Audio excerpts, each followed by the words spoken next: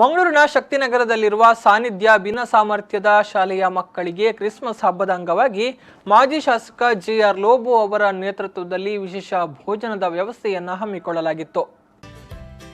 ನಗರದ ಸಾನ್ನಿಧ್ಯ ಭಿನ್ನ ಸಾಮರ್ಥ್ಯದ ವಸತಿಯುತ ಶಾಲೆಯಲ್ಲಿ ಕ್ರಿಸ್ಮಸ್ ಹಬ್ಬವನ್ನು ವಿನೂತನ ರೀತಿಯಾಗಿ ಆಚರಿಸುತ್ತಾರೆ. ಇಂದು ಮಕ್ಕಳಿಗೆ ಮಾಜಿ ಶಾಸಕ ಜೆಆರ್ ಲೋಬೋ ಅವರ ನೇತೃತ್ವದಲ್ಲಿ ಊಟದ ವ್ಯವಸ್ಥೆಯನ್ನ ಮಾಡಲಾಯಿತು.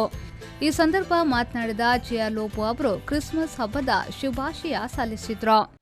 ಇವತ್ತು ಈ ಕ್ರಿಸ್ಮಸ್ ಹಬ್ಬದ ದಿವಸ ನಾವೆಲ್ಲರೂ ಕೂಡ ಯಾವುದೇ ಜಾಗದಲ್ಲಿ ಸ್ಥಳದಲ್ಲಿ ಇದ್ದರೂ ಕೂಡ ನಾವು ಪರಸ್ಪರ ಜನರನ್ನು ಪ್ರೀತಿ ಮಾಡೋಣ, ಶಾಂತಿಯುತವಾಗಿ ಬಾಳಲಿಕ್ಕೆ ನಾವು ಪ್ರಯತ್ನ ಮಾಡೋಣ.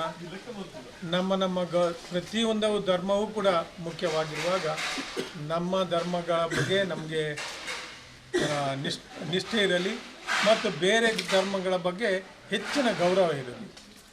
ಎಲ್ಲ ಧರ್ಮಗಳನ್ನು ಕೂಡ ನಾವು ಸಮಾನವಾಗಿ ನೋಡಲಿಕ್ಕೆ ನಮ್ಮ ಪ್ರಯತ್ನವನ್ನು ಮಾಡೋಣ ಅಂತ ಕರೆ ಕೊಡುವಣ.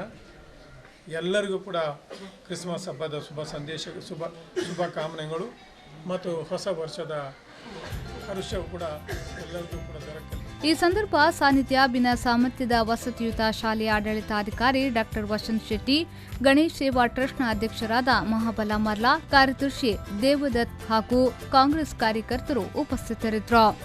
ಶರಸಾಲಿಯನ್ ವಿ4 ನ್ಯೂಸ್ 24/7 ಮಂಗಳೂರು.